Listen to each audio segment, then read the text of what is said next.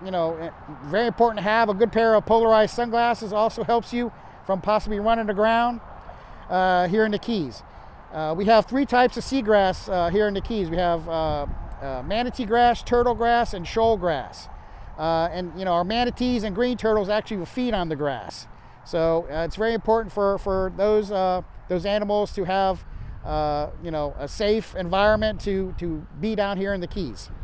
What are some of the big fish that are out here sporting around? Wow, we have everything down here, from the littlest tropical fish to we have great whites that are tagged that will pass through our waters here offshore in the Florida Keys. Dang, you seen great whites over here? I have not personally seen any great whites, but they have them tagged and they can monitor them when they're cruising out in deeper waters.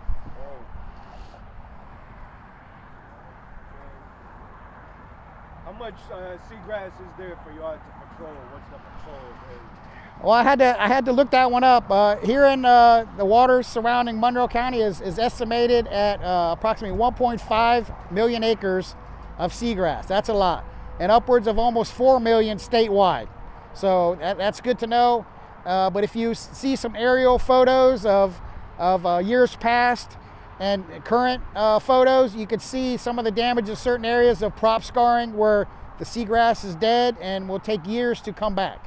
So you really got to stay in marked channels. Like I said, have a good pair of polarized sunglasses, a GPS, or be with somebody who actually knows the waters of the area you're going to be operating your boat in. Do manatees be around the seagrass as well? Of course, yes. Manatees here in the Keys is a safe haven. We have manatees all year round down here because our water is typically warmer than anywhere else in the state of Florida. So, they like to, hang out and chill, if you will, on the seagrass beds in certain parts of the areas, seagrass areas here in the Keys. Just the other day, we had a manatee hanging out in a small calf right in here. I don't see that today, but it is a joy to see a manatee and a calf, and we see porpoises, on a daily occurrence down here in the Keys because, once again, we have a lot of boaters down here, and water quality is utmost important, and the seagrass is a vital role in maintaining water quality here, not just in the Keys, but throughout the state of Florida. Wow, and I didn't realize that you were a veteran of 30 years, bro. 30 plus years, yes. I've been around a long time. I've seen a lot of changes here in the Florida Keys, some good, some bad. Some of the bad things, like I said, we're so popular down here now. We get a lot of recreational boaters that come from all over, not just the state of Florida, the United States, but around the world to come here, fish, dive, snorkel, because of what we have to offer down here, which is great visibility if you're going to be out spearfishing or snorkeling or scuba diving. And we have some of the best offshore fishing here in the Keys than anywhere else in the state, and some of the best backcountry fishing. Also down here we have the Everglades National Park, which is right out our back door here. We're on Whale Harbor Channel here in Islamorada.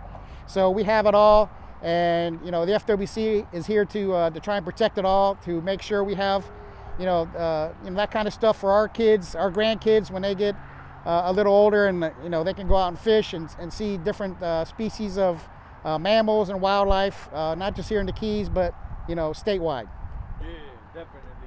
What's been your proudest moment as an officer at the FWC? Wow, that would probably be a couple of life-saving moments where I rescued an elderly couple out of a burning mobile home. It didn't really have anything to do with being on a boat.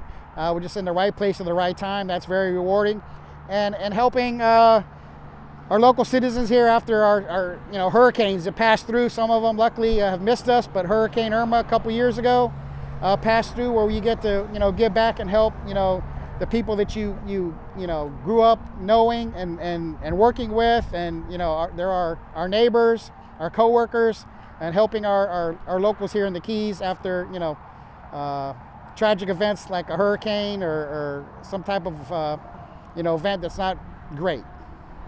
True hero, definitely. How do people find out about the FWC themselves? Right, some people might not even know about it. Yes, it's pretty easy. You can go on the internet to myfwc.com and get on in there. It has a wealth of knowledge about our agency.